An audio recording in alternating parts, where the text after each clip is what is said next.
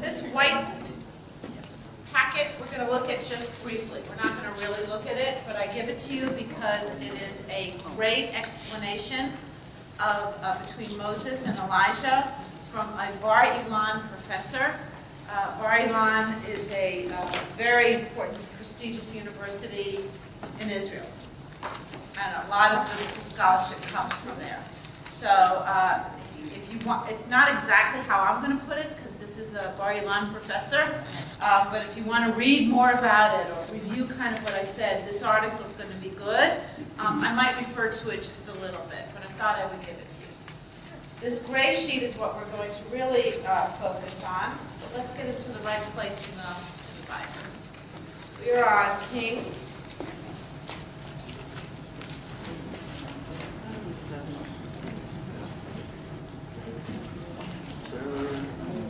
We ended at 19. Right, but we're going to go, this is going to be a little bit confusing. We're going to go back and forth a little bit.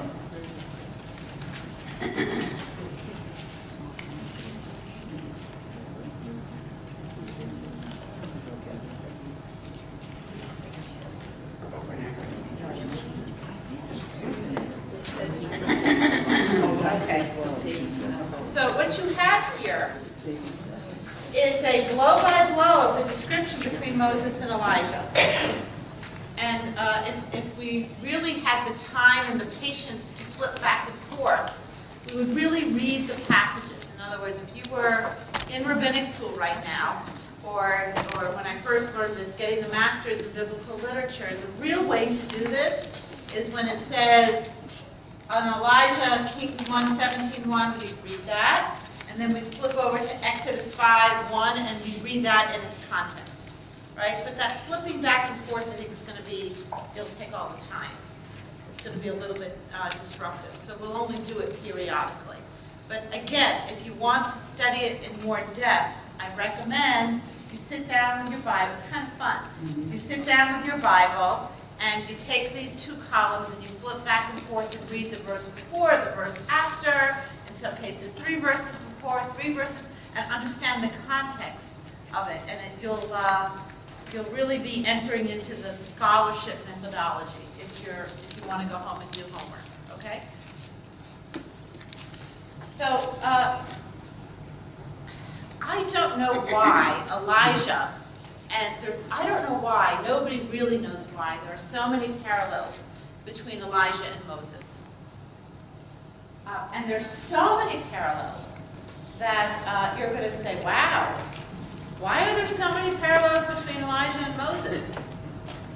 So there is a theory of biblical scholarship that is called the documentary theory. And the documentary theory was a theory that developed really during the period of Enlightenment, when the church let go of biblical scholarship and let go of most of knowledge, and the people started to study not only Bible in the Christian world and in the Jewish world, but also science and math. And there was a split between king and pope. This whole intellectual revolution happened of seeing the world in a different way. And part of that for Jews, there were lots of parts of that for Jews, but part of that for Jews was looking at the Bible in a way that we had never looked at the Bible before. The way we looked at the Bible before was it's given by God. Number 1.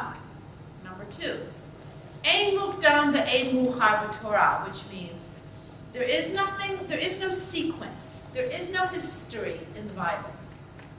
So when you read in one place, something happened, and then you read 2 pages later, something happened that actually happened before the thing that happened, the rabbis say, well, there's no historical process because the purpose of the Bible is not history, but theology, and what it is that we're supposed to do. So there's no early or late. Ein mukdam ve'ein mu'achar. No early and no late in the Bible. By this they meant You can't follow like there's a linear historical thought. It talks in circles, and you've experienced this over the years. And therefore, their commentary talked in circles.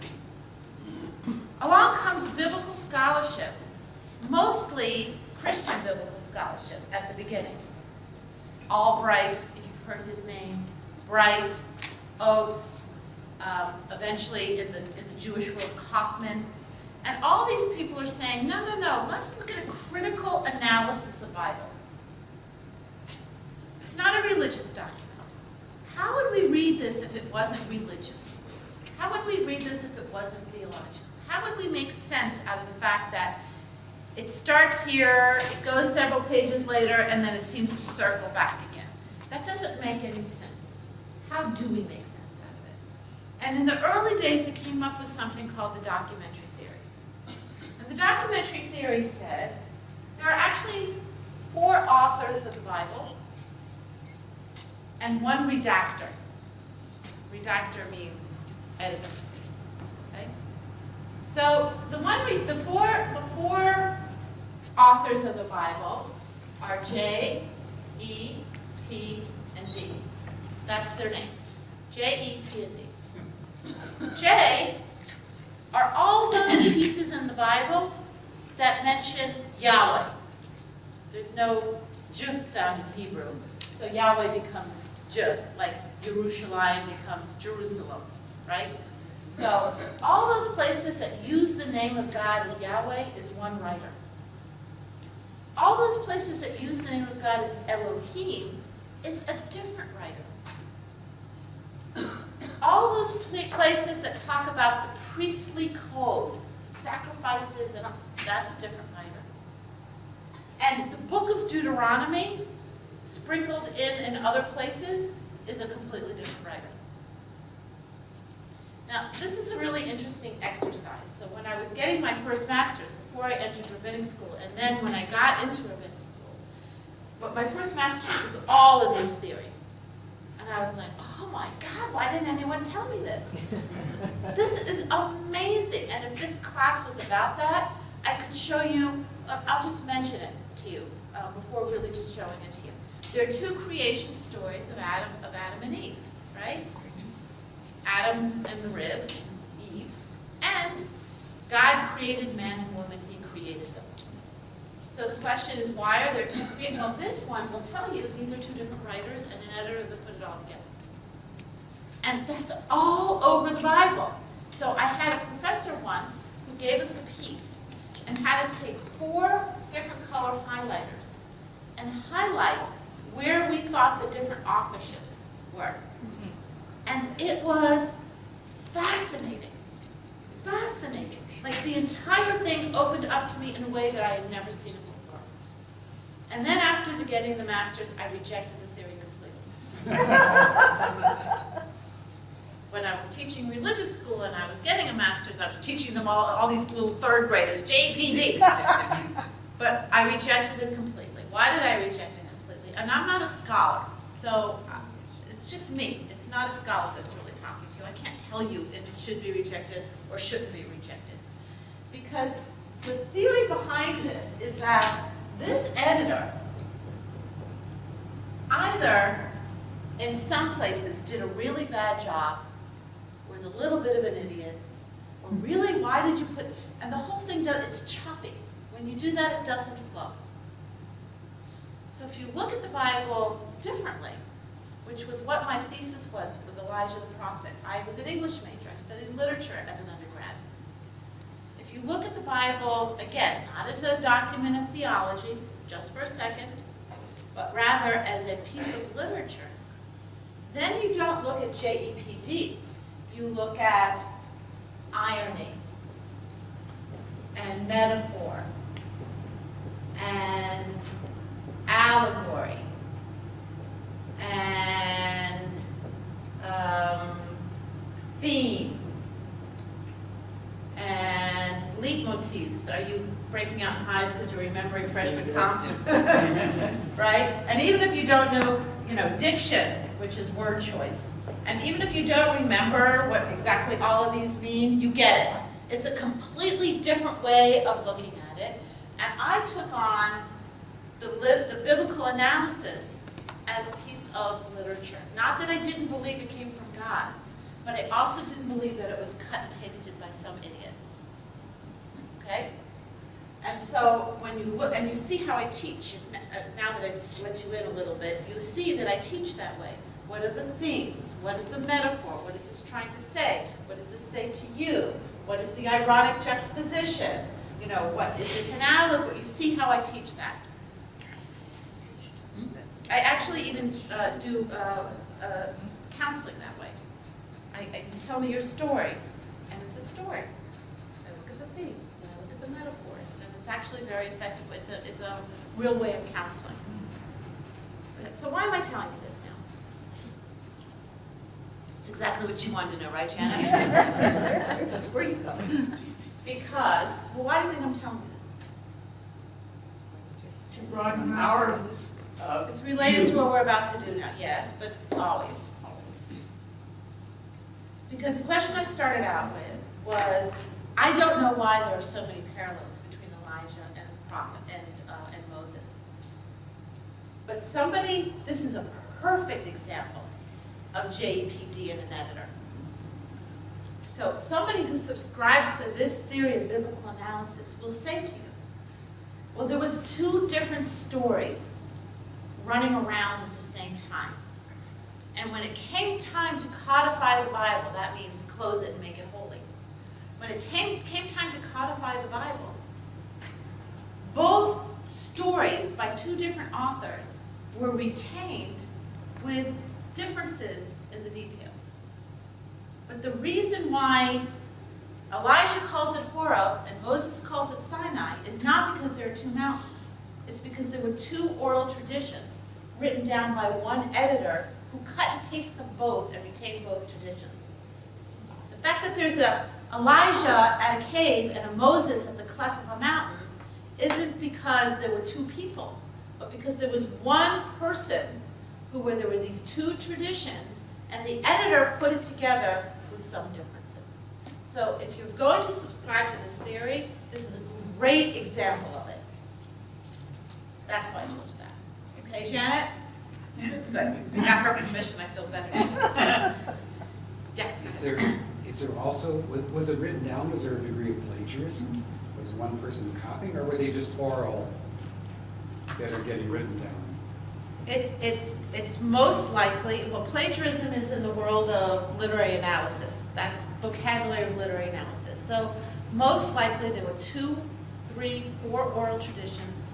One got lost, one got fragmented, 2 remained intact, and somebody, according to this theory, decided to retain them both. And once it was codified, had it not been codified, had it not been closed and made holy, then maybe Elijah would have been lost. And always an interesting question when you're doing this documentary theory is asking the question, well, why did the editor decide, and there could have been more than one editor, of course, why did the editor decide to retain both traditions when they're so similar? Why didn't he just pick one? There are times, we just read it last week, where you don't have any mention of Moses. At the end of the Micha Mocha, you say, who danced with the women? Miriam. You mention Aaron and Miriam, and no Moses. This theory would say Aaron, who's the priest, this writer wrote that. He wasn't interested, there was a rivalry. He wasn't interested in the Moses saga, he was interested in the Aaron saga, and he codified it. So it's really interesting once you start to take a look at it. Yeah? So I always think of the Bible partly as coming out of an oral storytelling tradition in which various stories were told and then retold and changed. And with that, so I don't know if that fits in either of these versions, but it always helps me to sort of make sense of it. Exactly. That's exactly, it's possible that that's exactly what we're dealing with here. How it got embellished by one teller and different by another. They are, in many details, 2 completely different stories. But in many details, they're the exact same story. So here we pulled out the different timeline as Elijah as a type of Moses is I forget where I pulled this from the internet. Again, I'm really sorry that I haven't been citing. It's so not like me not to do that.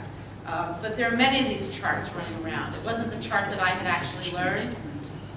So here are the parallels.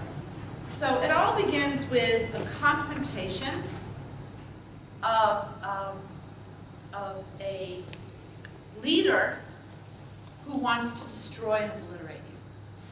That's how both, how do both stories get kicked off? Pharaoh enslaves the Israelites. Ahab wants to get rid of the prophets of Yahweh and make the prophets of Baal. And from both stories, Moses, with the Israelites being enslaved, teaches us that what was about to get lost in Jewish tradition, the community of the Jewish people. When they left, they were a mixed multitude. What's about to get lost in Elijah? The belief in God. So they're slightly different. They're not the same exactly. But they are the same in that they both get kicked off by a tyrant. That's the word I've been looking for, tyrant. That should have been an easy word for me to find, considering the day I had yesterday. But I digress. Is that clear? So we could actually go down that rabbit hole a little bit, but it's late. Both, as a result, flee. So we read the beginning of Elijah, where he fled into the wilderness fearing for his life, right? But so did Moses, right? Moses wakes up, realizes he's a tyrant, hits the slave, the taskmaster who is hitting the slave, and then runs out into the wilderness, lives in the wilderness for a long time, raises a family, names his son Gershon, which means stranger, because he's so estranged from who he is by leaving the community of Israelites and leaving the Egyptian community in which he lived, is estranged from the essential meaning and purpose of his entire life, the reason he's in existence, and actually names his progeny after estrangement. And then, in some kind of emotional moment, goes to the, where does he come across? The burning bush, right? Which sends him back to Egypt. Elijah goes off into the wilderness, and as we saw, he's going all over the world. He's running, he's picking up his skirts, he's running ahead of Ahab, he's going to hide, they're going to take care of him with the ravens. You remember all of this, right? Because we read it last week. Moses, the third point here, or Elijah is on the left side, Moses is on the right side, is fed bread and meat, what we just made mention of. And Moses is also fed by a miracle. What's the miracle of feeding Moses? Manna from heaven. Okay, so that it's different, because one is a raven or a widow, a couple ways that he's been fed, and the other is the Israelites complained, and so the manna came. But in both instances, a miracle from God nourishes them until they are satisfied. Right? Fascinating, right? So far, so good. So you strip away the narrative around it and just get into the essence of it, it's the same story. Next. Elijah, and I did a dramatic reading of Elijah last week, spoke authoritatively for God in his own name. Right? He doesn't say God says, he says I say. Moses does the same thing. Do you want to look at that? Because that you might not remember. Are you okay flipping a little bit? Let's go to Deuteronomy 5.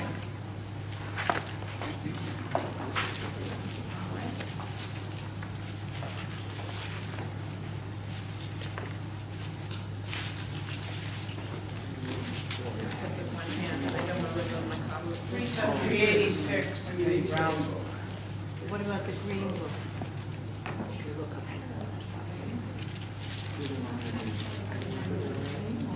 386, 5,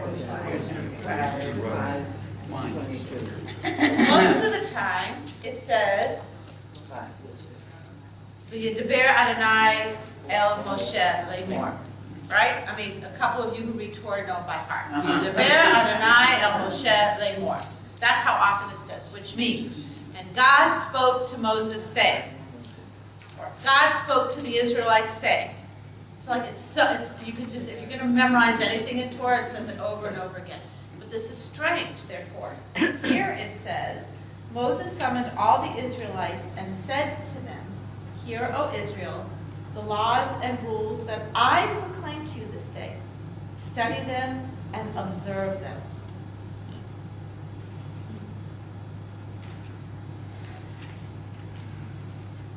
As opposed to King 17, you want to keep your finger in the pages or tear a piece of paper so you can look easily.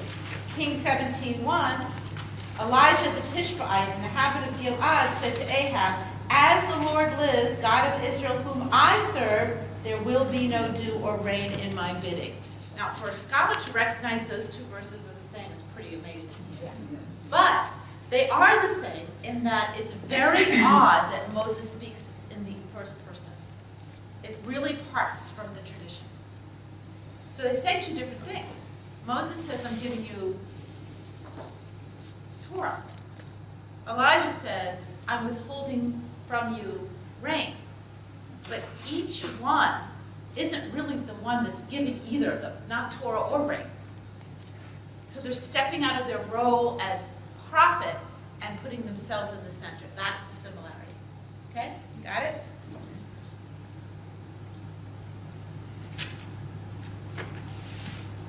Elijah gathers all the people to Mount Carmel. Let's look at that. Chapter 18.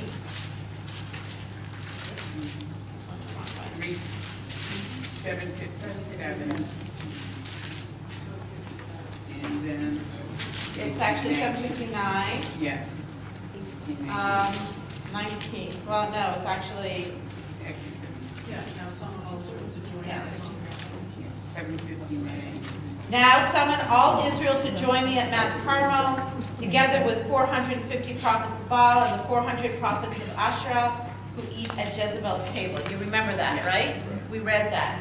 Now flip back over to Mount Sinai, 1917.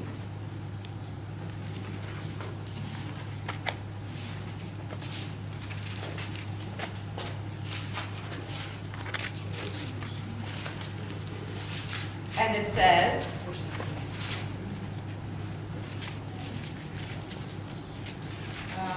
Exodus 19, 17, right? Yeah. 154.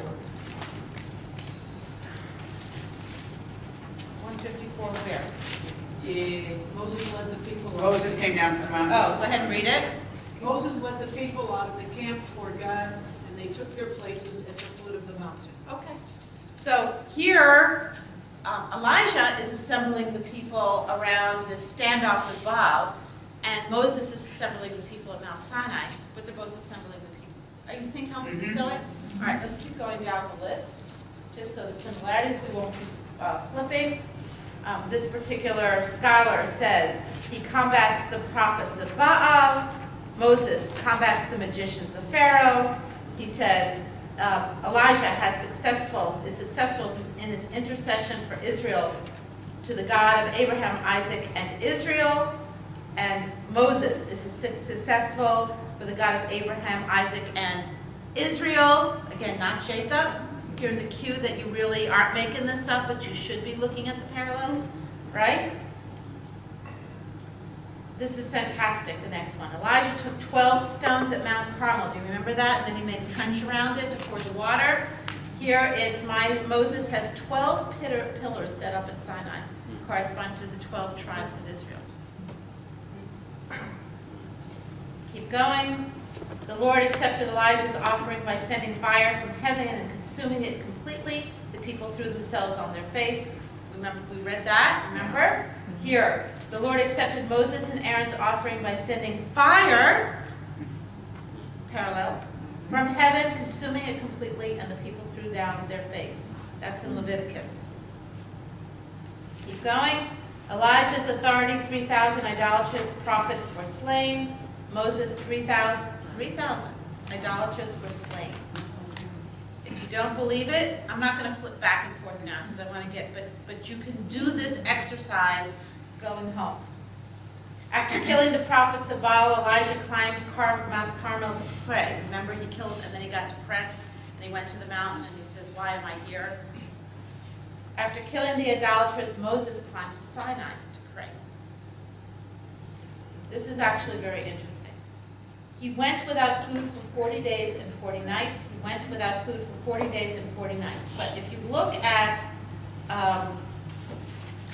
this article that I gave you,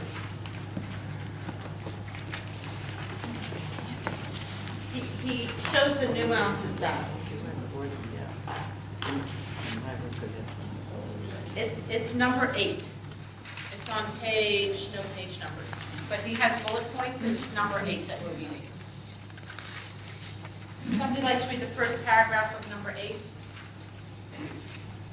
The experience of Elijah at Horeb bears similarity to that of Moses, but it also has certain differences. Moses spent 40 days and 40 nights on the mountain. Elijah walked for 40 days and 40 nights until he reached the mountain, but only remained on the mountain itself briefly. Neither Moses nor Elijah ate or drank for 40 days and 40 nights. Moses had no need of sustenance whatsoever while he was with God. Elijah, on the other hand, who journeyed over land, needed sustenance. But the food and drink that he had prior to setting out, a cake baked on hot stones and a jar of water, sufficed him for the entire time that he was without food or drink. Okay, you can stop there. So this article goes into more nuance than I'm going into, but you see the parallel. Okay. Elijah recommissioned at Horeb, Moses commissioned at Sinai. In other words, something happened around a mountain. Biblical scholars in this world all agree that sometimes there was one tradition, oral tradition, that called it Horeb, and one oral tradition that called it Sinai, but it's the same mountain. They all agree that it's the same mountain. So what's interesting here is that something happened on a mountain in the wilderness with the prophet. Something that, and if you're trying to think, are these just made-up stories? It's interesting to sort of, in your fantasy, say, what happened? That was so extraordinary that even though the telling of it morphed over the years, the telling of it never went away. The force of that moment was so powerful that we still talk about it today. What happened on that mountain, and where the hell is it, and how do I get some? Really fascinating, because now we're going to focus in on this experience on the mountain. Okay? Elijah was in the cave of Horeb when God passed by, and Moses was hidden in the cleft of the rock when God passed by. Now this I want to read. So let's start with Kings 1:19. That's where we left off.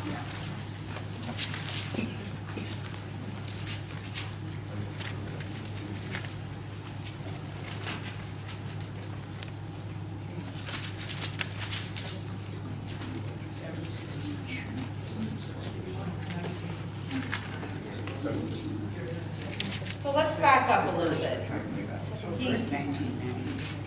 Let's back up a little bit, just so we read up to here, but let's just remember the context. So he's depressed because now he's killed everybody. He lay down and fell asleep under a broom bush. I'm on 5. Suddenly an angel touched him and said, "Arise and eat." He looked about, and there beside him was a cake baked on hot stones and a jar of water. We read that in terms of the parallels, right? The angel of the Lord came a second time and touched him and said, arise and eat, or the journey will be too much for you. He rose and ate and drank. And with the strength from that meal, it's the miracle, 1 jug of water and cakes. He walked 40 days and 40 nights, as far as the mountain of God at Horeb. So how did he know that Horeb was the mountain of God? How did that sustain him? 40 days and 40 nights. And there he went into a cave, and there he spent the night. Okay. And the word of the Lord came to him and said, why are you here, Elijah?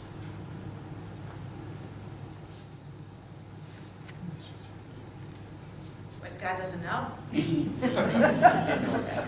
Just gave him a bunch of cakes and 1 jug and made him walk 40 days, and then it's called the mountain of God, and he sent him on. It was the angel of God that sent him.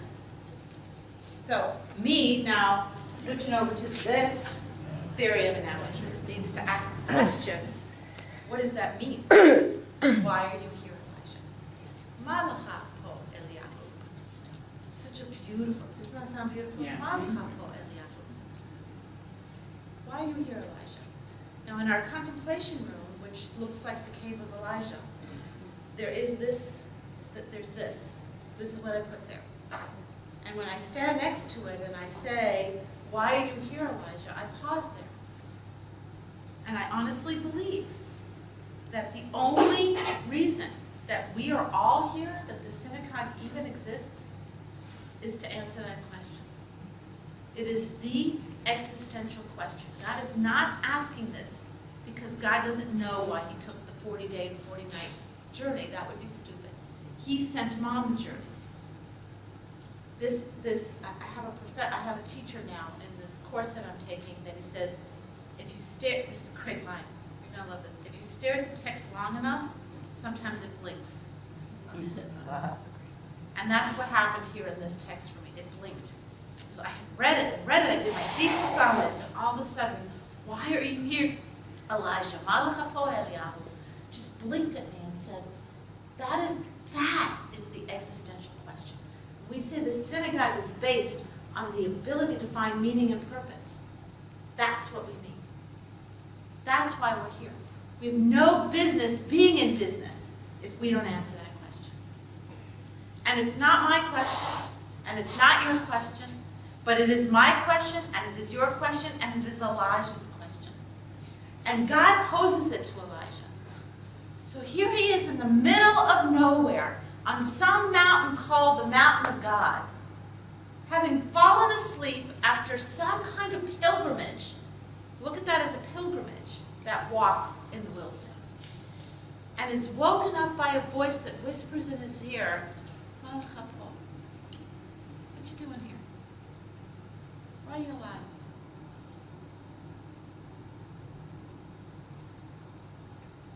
Someday I have a kind of day and I say, I earned my keep on this earth today. Today, in this 5 minutes or this half an hour, I answered the question. I lived my purpose. I earned my keep on this earth today. And when you have that framework, you've got lots of days like that, actually. But you have to just sort of realize that that's what you're trying to do. Malacha po Eliyahu. It's beautiful. Really, really beautiful. And then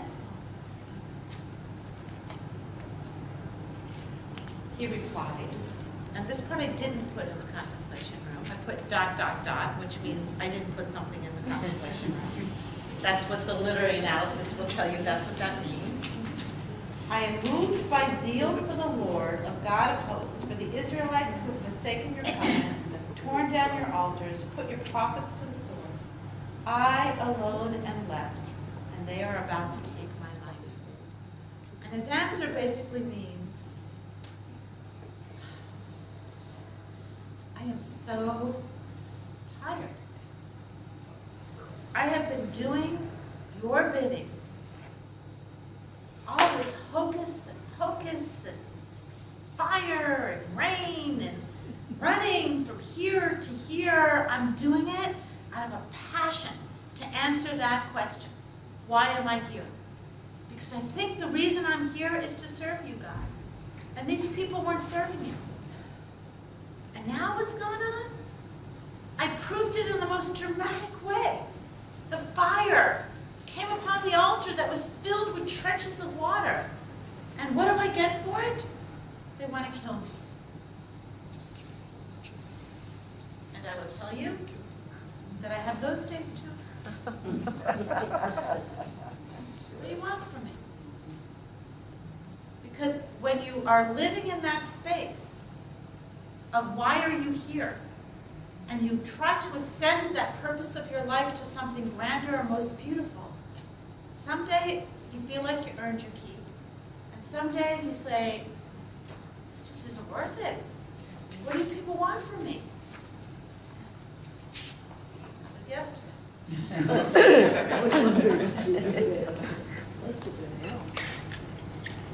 And God says, very beautiful and very powerful, come out.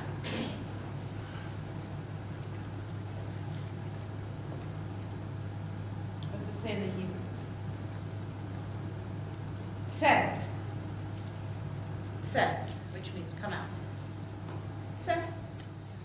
So the first question is, Malachapo Eliyahu, why are you here? He says, oh, I'm so depressed. They're all together. And God says, said, come on out. Come out of the darkness. Come out of the cave. Come out of the despair. Come out and stand upon the mountain before God. This isn't about you, Eliyahu, Elijah. Come out of the darkness and isolation of this cave and stand on the edge, straight and strong, because you're standing before God. Which is the answer to all of us anytime we despair. Stand upon the mountain. There's a beautiful psalm. Someday I'm going to write an article about this or give a sermon or something. The psalm says Shiviti, which means Shiviti Adonai lenegdi to me, which means I set Shiviti before me, God, forever. So God is right before me. That's this posture.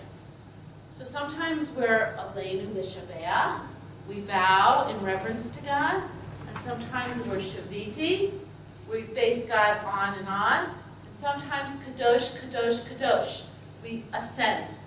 And with our bodies, we have 3 different postures towards the experience of the Holy One.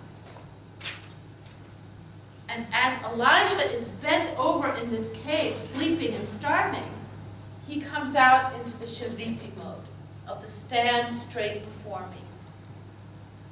And only in that can he now get the most powerful revelation that we have no idea what it means, and we don't stop repeating it.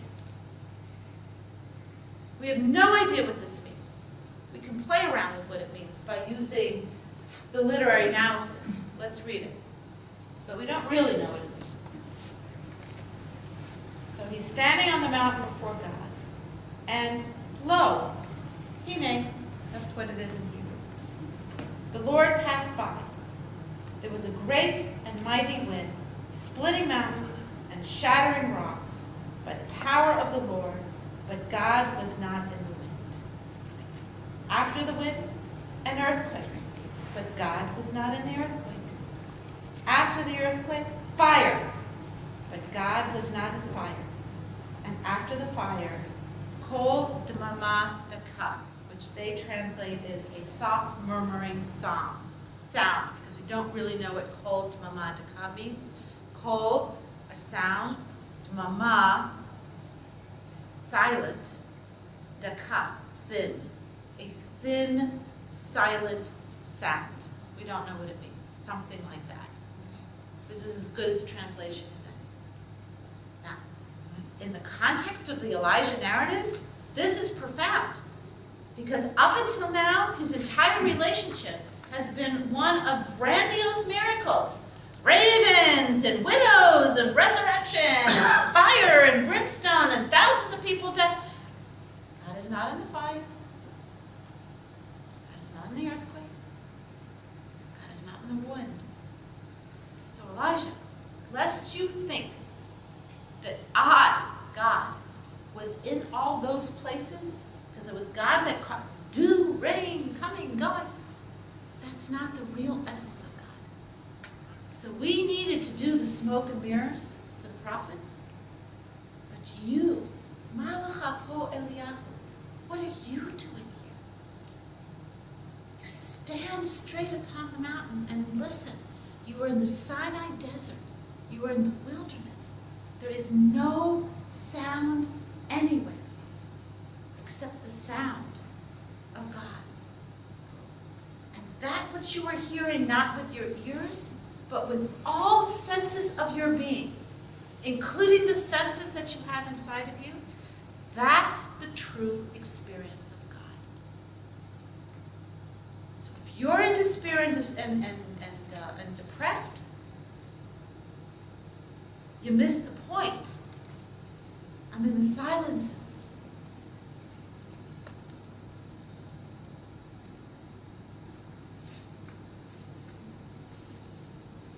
Nice, right?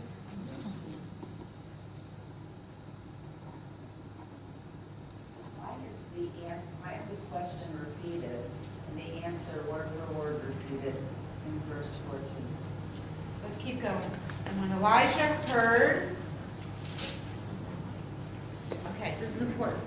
When Elijah heard, he wrapped his mantle around his face and went out and stood at the entrance of the cave. Now there's a problem here. I thought he already was at the entrance of the cave, because God said, come out and stand upon the rock, right? So, this would tell you that there are two writers. The editor cut and pasted and retained both. See how that works? This would say, why is there repetition? And this actually is also rabbinic, because rabbinic interpretation will say there's nothing superfluous. So if there's a repetition, it means something. And then there's lots of rabbinic commentary around the meaning. So one of the repetitions here is, well, where is he standing? But the point here, I think, mostly is so if I tell you there is Aleinu L'Shabeach, and Kadosh, Kadosh, Kadosh, and Shaviti, standing straight, this is yet another stance before God. You wrap the tallit around you. Some of you started doing that in your prayer.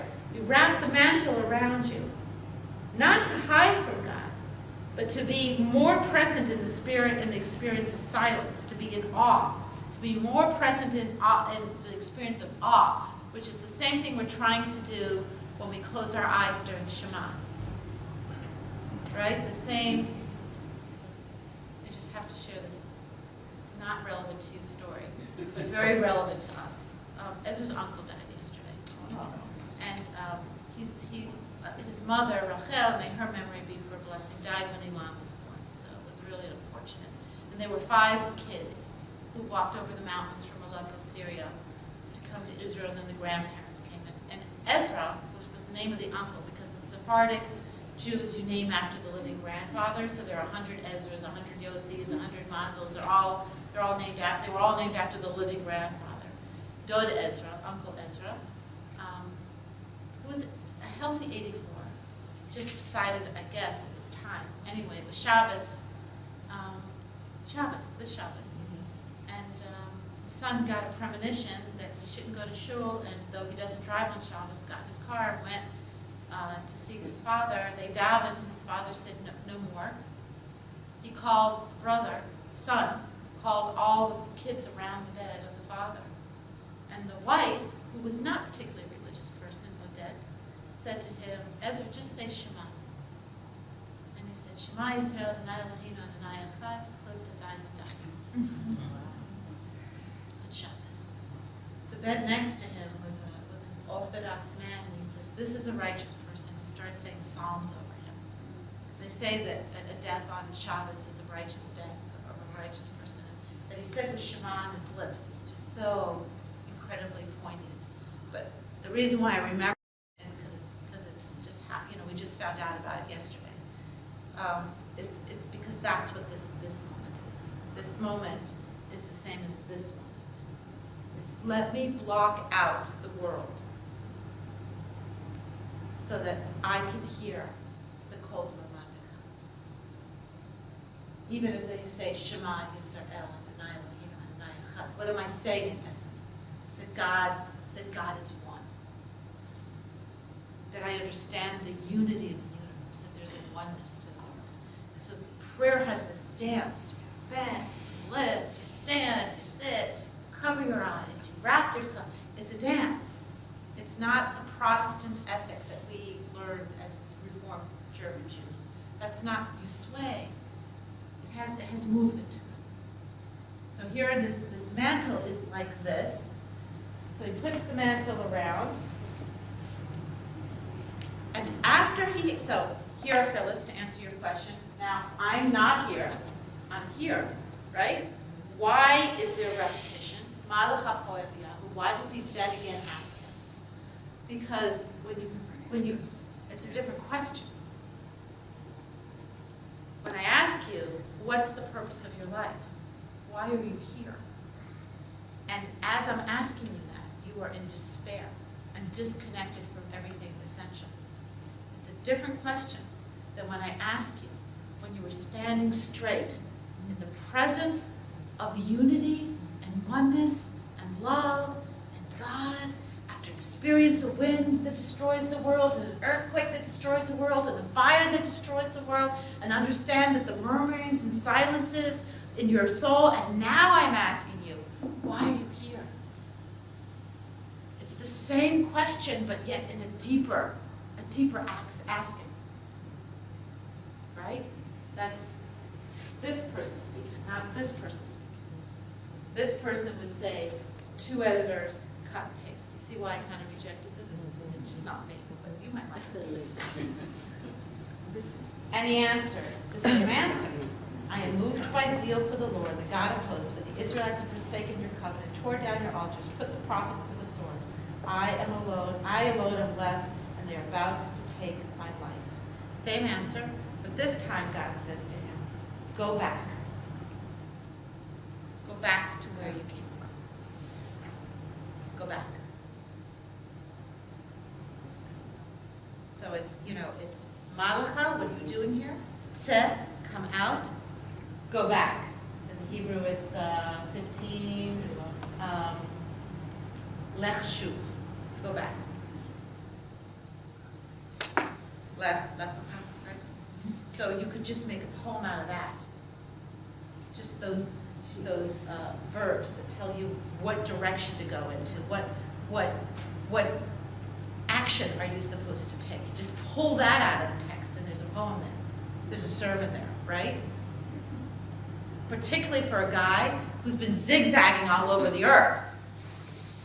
And these are just small steps into the cave, out of the cave, moving forward, as opposed to the grandiose. That's Elijah. Now let's look at Moses. Exodus 33.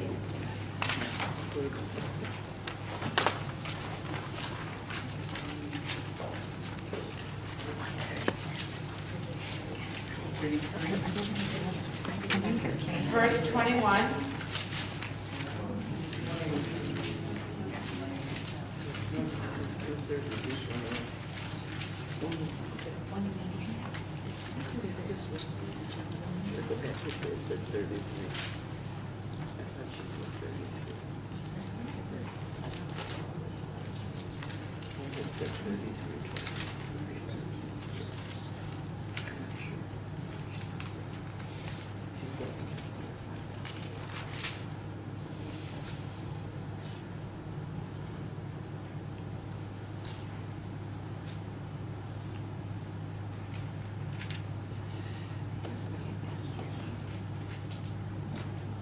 Let's go to 12. Verse 12, just all the way up to the top of that page, same page. And Moses said to God, see, you say to me, lead this people forward, but you have not made known to me whom you will send with me. Further you have said, I've singled you out by name, and you have indeed gained my favor. He's like arguing with God. Where are you? I'm on 187. 33:12. 3312. Okay, 187, where the break is, 3312. I'm there. Okay. okay? So he's arguing with God. What am I going to do with these people? They've forsaken me. You told me to do this, and it's going all wrong, okay? Now I've truly gained your favor. Pray, let me know your ways, that I may know you and continue in your favor. Consider, too, this nation is your people. You made me do this. These are your people, right? And he said, meaning God, I will go and lead and will lighten your burden, because Moses is feeling despair. And he said to him, unless you go in and lead, you will not make us leave this place, Moses says to God. For how shall it be known that your people have gained your favor unless you go with us? I don't know where you are. You're invisible. In Egypt, you were the sun. Here you're this thing. I don't know where it is, and I can't explain it to the people. And they're not following me. And what is all this about? And make yourself known, because I can't do this anymore. Okay? Same kind of argument as Elijah, but different. You with me? 17. And the Lord said to Moses, I will also do this thing that you have asked, for you have truly gained my favor, and I've singled you out in your name. You say that over and over. And he said, behold, oh, let me behold your presence. So Moses says, just cut me a break. I know you're invisible, but just a glimpse. Just a peek.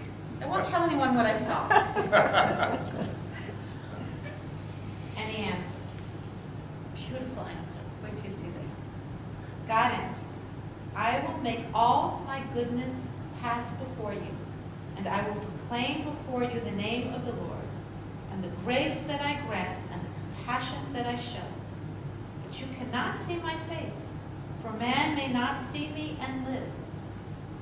See, there is a place near me. Stand upon the rock. And as my presence passes by, I will put you in the cleft of the rock, okay, and shield you with my hand, cover, as I pass by. Then I will take my hand away, and you will see my back. My face must not be seen.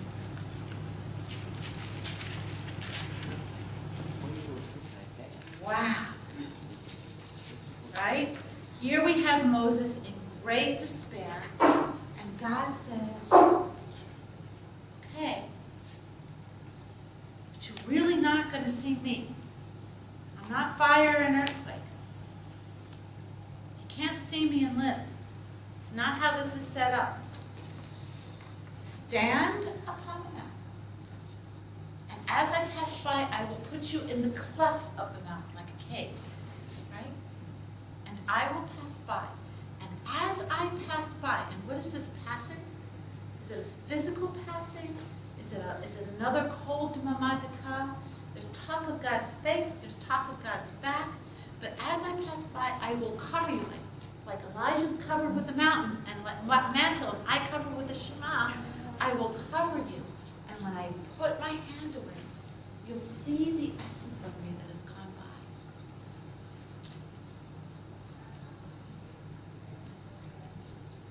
And that ability we have all the time, if we only stand upon the mountain.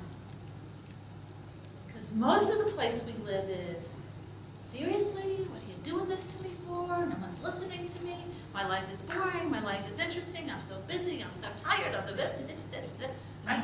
And when we fill our world and our consciousness and our heart with that, then we don't sense the cold mamadika, the silences. But if we stand still upon the mountain and take a breath,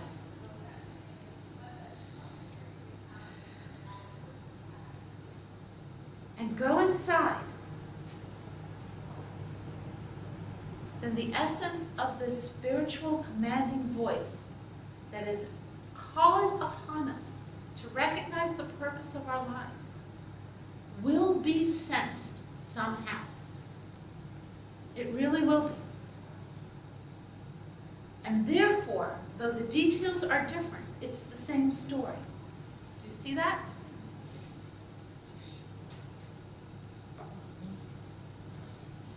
Yes, sir. When Moses came down, his hair had turned white and he had a halo. I always interpreted that he had radiation dermatitis. Well, Where is that in the Bible? Or you could put it that way. Medical school. Let's go back to the Dermatologist of that well. Turn the page. Elijah saw storm, wind, earthquake, and fire. Moses saw storm, wind, earthquake, and fire. You can go look it up. Elijah prays that he might die. Moses prays that he might die. That's in Numbers. You can look it up. The Lord brought down fire from heaven upon the enemies. The Lord brought fire from heaven down against the rebel. I mean, it's like uncanny, right? Elijah parted the waters by striking the waters with his cloak and passed over dry ground. Moses parts the waters of the Red Sea. And this part I want to read. Let's go to 2 Kings 2.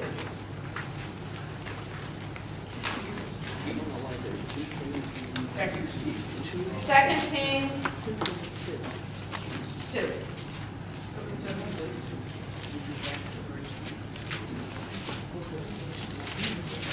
You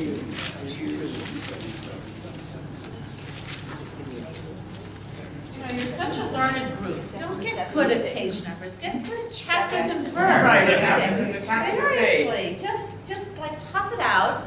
Be lost for 2 or 3 weeks, and then get good at it.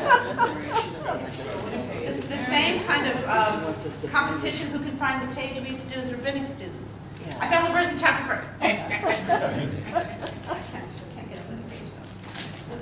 Chapter 2.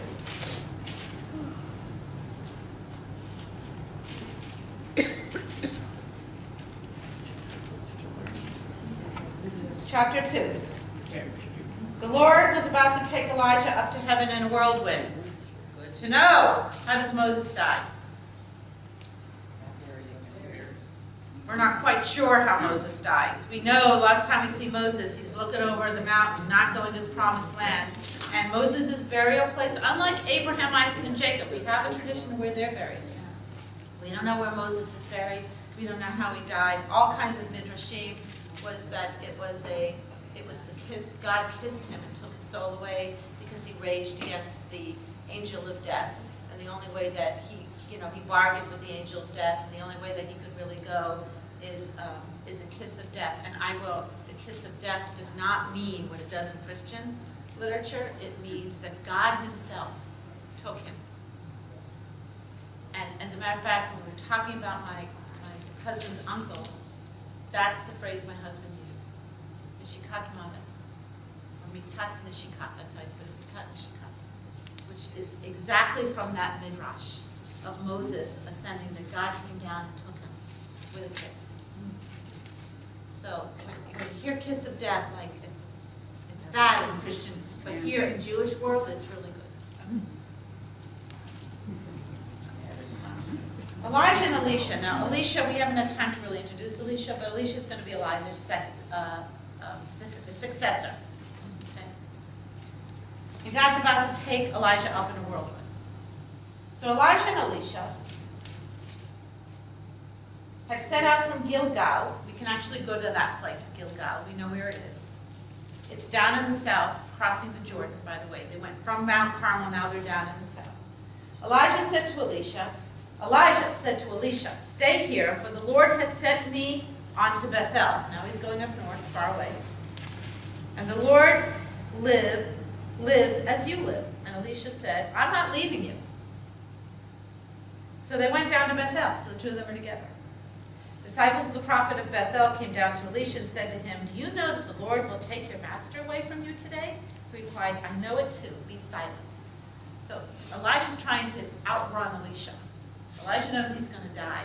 Elisha's stuck to him. He's not going to leave him. Everyone knows that Elijah's going to die.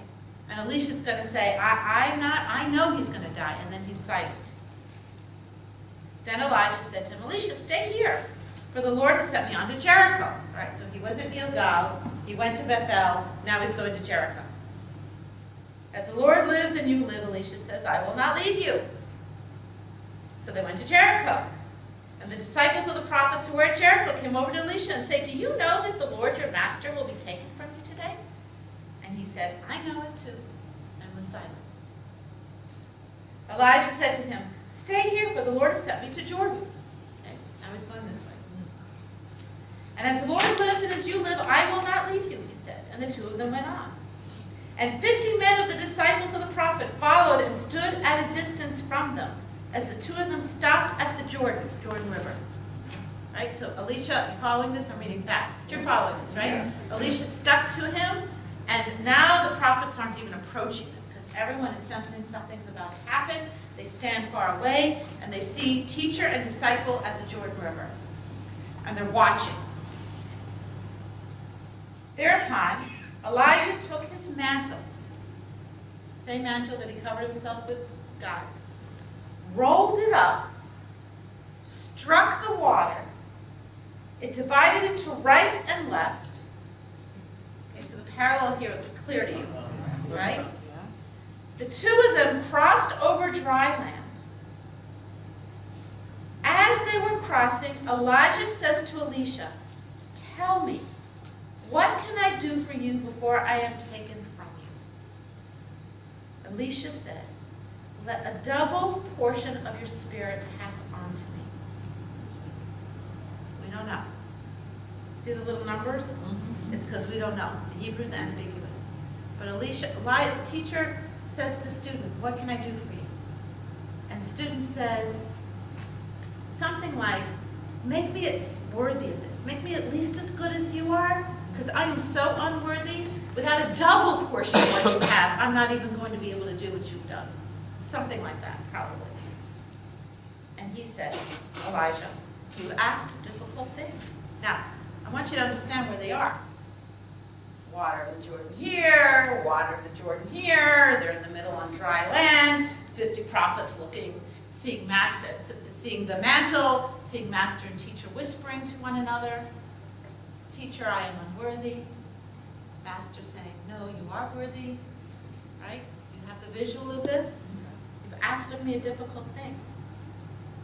If you see me as I am being taken from you, this will be granted to you. If not, not. Ooh, that's kind of cool. And Elisha has kind of understood this, which means he hasn't left his side up until this moment. So here they are on dry land. And Elijah's playing with him a little bit. I can't give you what I got, buddy. You got to do this on your own. I can't do this. But if you manage to really witness this miracle that is about to happen and see me go, then maybe you're worthy of it. And not. Okay? Then look what happens. Now read very carefully. As they kept on walking and talking, you don't know what they're saying, they're still in the middle of the Jordan. A fiery chariot with fiery horses suddenly appeared, separated one from the other, right in between the two of them. Elijah went up to heaven in a whirlwind. Elisha sought and cried out, O Father, Israel's chariots and horsemen. When he could no longer see him, he grasped his garments and rent them in two. Now, what happens here? Got to read it carefully, and it's kind of ambiguous. They're walking, and probably from the heaven, but where's God, by the way? Not in the fire. Okay, I thought we went through that already, right? So here you have fiery horsemen and fiery chariots come down in plural. Separate the two of them. Take Elijah not on the chariot, but in a whirlwind. But I thought God wasn't in the wind. Or the fire. Elisha is seeing this. What is it exactly he sees? Father,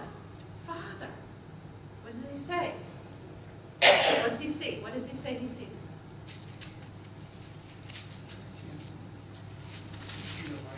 Ascending. Nope. Chariots and horsemen. Yeah. What does he not see? Doesn't look like he sees Elijah.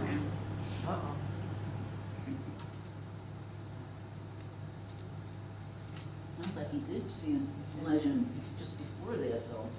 Just before that, he saw Elijah. In the moment that Elijah says, "You will become a prophet if you see me ascend to heaven."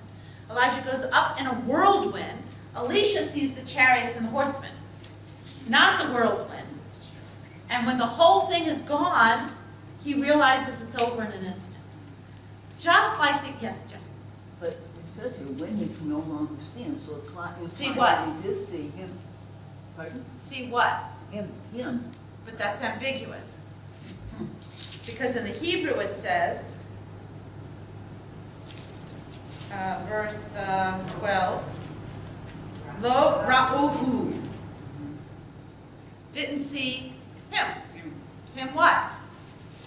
Him Elijah, him the chariot, him the horseman, him the, because remember, him is it as well in Hebrew. We have the two words, it and him, but there is no word it in Hebrew. So it could be him.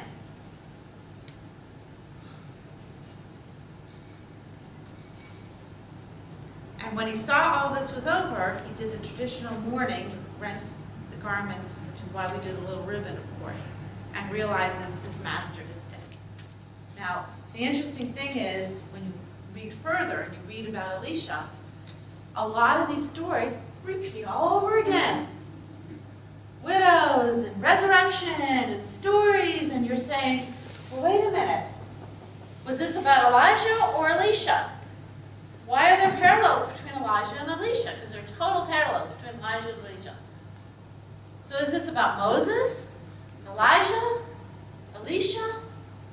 But what makes Elijah such a, and I don't know, what do I know? Right? They have a whole theory. Everyone has a theory. But what's so interesting, what makes Elijah from then on this mythical character is this kol d'mamatikam, this kind of revelation that he gets in the midst of his despair, and this very strange death that's not a death at all. This sort of being cast away, because in some ways Elijah never dies.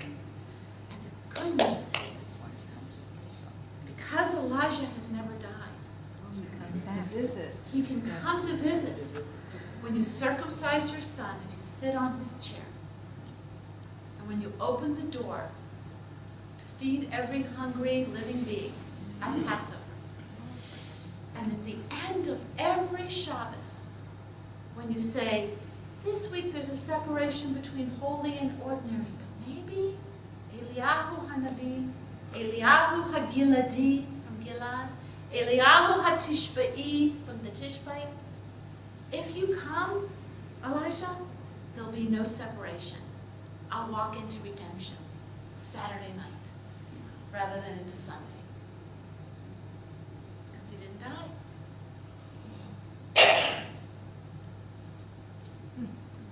Cool, right? Wow.